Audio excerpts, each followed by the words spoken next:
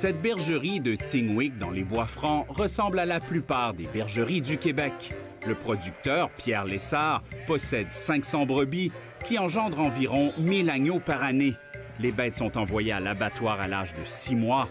La majorité de la viande est ensuite vendue dans les supermarchés. Après 1 an de pandémie, les affaires vont bien. Ce que je peux dire aujourd'hui pour donner une idée de l'état de la situation en production ovine, c'est Pâques depuis janvier. En 2020, la baisse des prix de l'agneau, surtout liée à la fermeture des restaurants, n'aura duré que quelques semaines. Depuis, le confinement est une bénédiction pour les producteurs québécois. Les personnes qui avaient l'habitude d'aller au restaurant, se payer une bonne bouteille de vin, un bon repas, ont décidé d'essayer de le faire à la maison pour réaliser que c'est pas si compliqué que ça, faire la cuisine de l'agneau. Encouragement, en fait, du gouvernement de manger local, d'encourager local a fonctionné. Même constat ici, à la ferme Lochette, en Montérégie. Les restaurants représentaient pourtant 35 % du chiffre d'affaires. Les clients ont vraiment répondu à l'appel. Nous, de notre côté, on a commencé à offrir un service de livraison à domicile puis de commande en ligne. Et étonnamment, ça a vraiment bien marché, puis ça marche encore toujours super bien. On devinait cet engouement lundi à l'encan de Saint-Hyacinthe.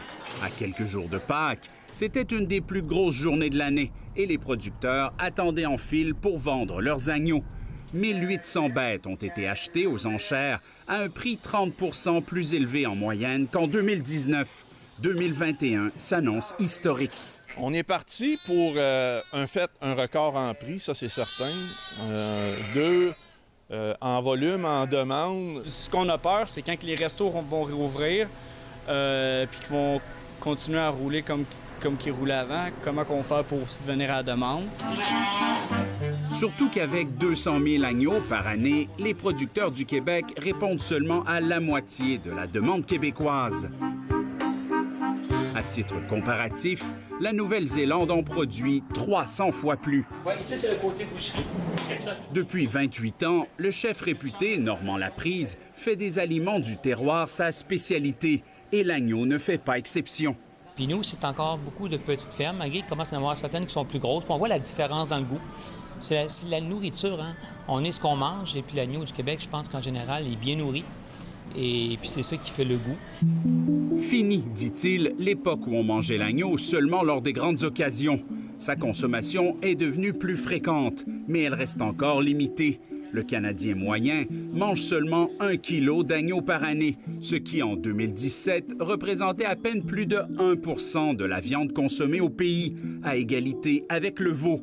Le porc compte pour 24 %, le bœuf 27 % et la volaille 45 %. Passer d'une production émergente à marginale, maintenant, on peut dire qu'on se place sur les marchés. Loin d'être comparable à nos confrères du bœuf, du porc, mais quand même, il y a une place sur le marché pour cette production-là. La petite taille des fermes et la complexité de l'élevage, entre autres en raison de l'hiver, rendent toutefois l'agneau d'ici plus cher. Souvent 10 $ de plus le kilo par rapport à ceux de la Nouvelle-Zélande ou de l'Australie. Pour moi, ça vaut le coup, ça vaut le prix. Après, j'aime autant manger 2 fois semaine que d'en manger 4 fois avec un agneau de moindre qualité. Puis pour moi, c'est toujours un côté très social de manger local. Les producteurs d'agneaux du Québec pourront-ils augmenter leur rythme de production et répondre à la demande?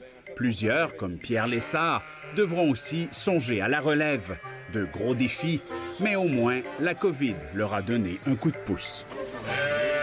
Ici Jean-Sébastien Cloutier, Radio-Canada, Tingwick.